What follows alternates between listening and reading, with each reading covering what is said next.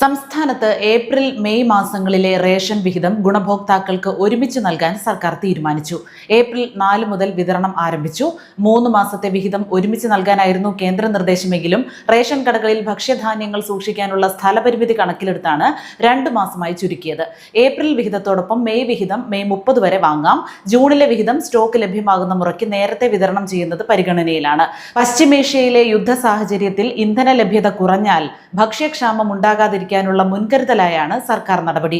മഞ്ഞക്കാർഡിന് April May മാസങ്ങളിലെ മുൻകൂർ വിഹിതവും ചേർത്ത് ആകെ 60 കിലോ അരിയും 4 കിലോ ഗോതമ്പും സൗജന്യമായും 6 പാക്കറ്റ് ആട്ട 7 രൂപ നിരക്കിലും ലഭിക്കും. പിങ്ക് കാർഡുള്ളവർക്ക് ഏപ്രിൽ വിഹിതവും മെയ്യിലെ മുൻകൂർ വിഹിതവും ചേർത്ത് ഓരോ അംഗത്തിനും 8 കിലോ അരിയും 2 കിലോ ഗോതമ്പും സൗജന്യമായി ലഭിക്കും.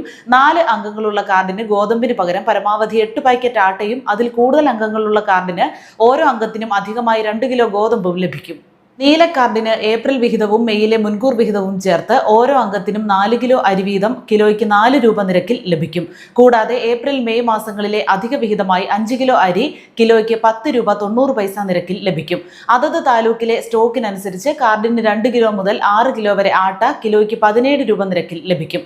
വെള്ള കാർഡിന് ഏപ്രിൽ വിഹിതവും മെയ്യിലെ മുൻകൂർ വിഹിതവും ചേർത്ത് ആകെ 10 കിലോ അരി കിലോയ്ക്ക് 10 രൂപ 90 പൈസ നിരക്കിൽ ലഭിക്കും.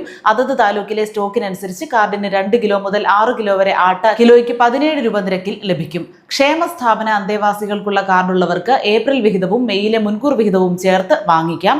ഏപ്രിൽ മുതൽ ജൂൺ വരെയുള്ള വിഹിതം വൈദ്യുതിയുള്ള വീടുകൾക്ക് മഞ്ഞ കാർഡിന് 1 ലിറ്റർ മണ്ണെണ്ണയും മറ്റുള്ളവർക്ക് 1/2 ലിറ്റർ മണ്ണെണ്ണയും ലഭിക്കും. വൈദ്യുതി ഇല്ലാത്ത വീടുകൾക്ക് 6 ലിറ്റർ മണ്ണെണ്ണ ലഭിക്കും.